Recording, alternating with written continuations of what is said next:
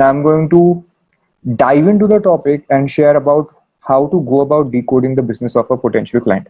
Okay, why will you do this now? Suppose you're doing one is building trust. Second is that if you want to identify how you can help the client, where we expect the client to give us specific work, but a lot of times a new client is not able to identify what we need from a lawyer.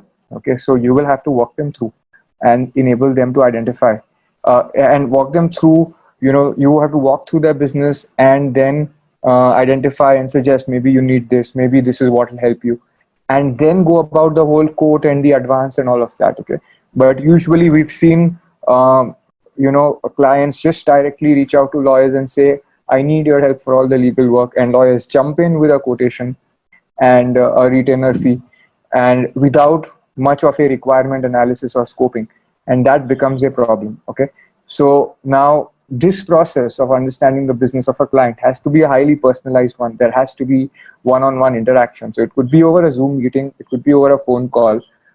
Zoom meetings are usually great because you can, like I'm showing you a PPT, so you can show some homework, which is difficult to show on phone because you're only having your voice, but not like a presentation or a document to share. Okay, so what are the questions you will ask now? So I'm going to walk you through some of the questions and then how you can use it later on to think of services that you could provide. Okay, so industry or business basics. Okay, so this is something that a lot of us don't ask. Like if you're, so what is the business size and age? Okay, what now business size could be in terms of number of people. It could be in terms of it could be in terms of revenues. Okay, number of customers, number of clients. Then it could be on what are the revenue trends? Are they seasonal? Okay, like do you have a particular season when revenues are high? Like in some training businesses where in-person physical classroom training is there for adults, okay, not children, you'd see that registration shoot up in the months of May to June or November, December, because there are school vacations at that time. So parents who want to take up an adult training program can do that because their kids are on holiday and they are a little free. Okay, now that's an example. Then so you want to understand whether there is seasonality in revenues or not. Now you might ask me that why is this relevant? We'll get to that. Okay, first just continue to understand this. Understand which industry sector are they in. Are they in, for example, telecom? If they are in telecom, then what are they actually running? Are they providing cellular services? Okay, or are they providing some technology which a cellular service operator uses? Because now that will enable you to identify that is there a TRAI license angle, TRAI meaning Telecom Regulatory Authority of India. Is there a license angle from there?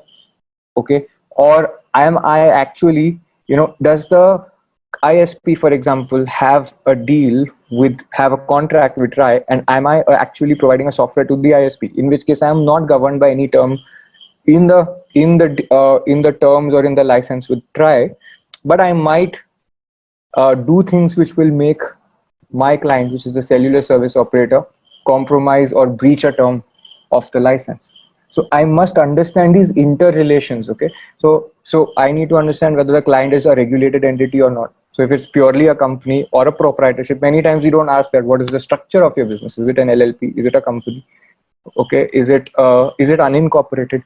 If it's unincorporated, there is a whole lot of new questions that you can ask, like how are you bearing the expenses? Do you have personal funds? How do you segregate your personal funds from the company's expenses? Have you given loans to the business? So a lot of these questions can be asked. Okay, so after you identify how the business is structured, which industry sector it is in, is there a regulatory framework? Now you can do some background research and be prepared with it.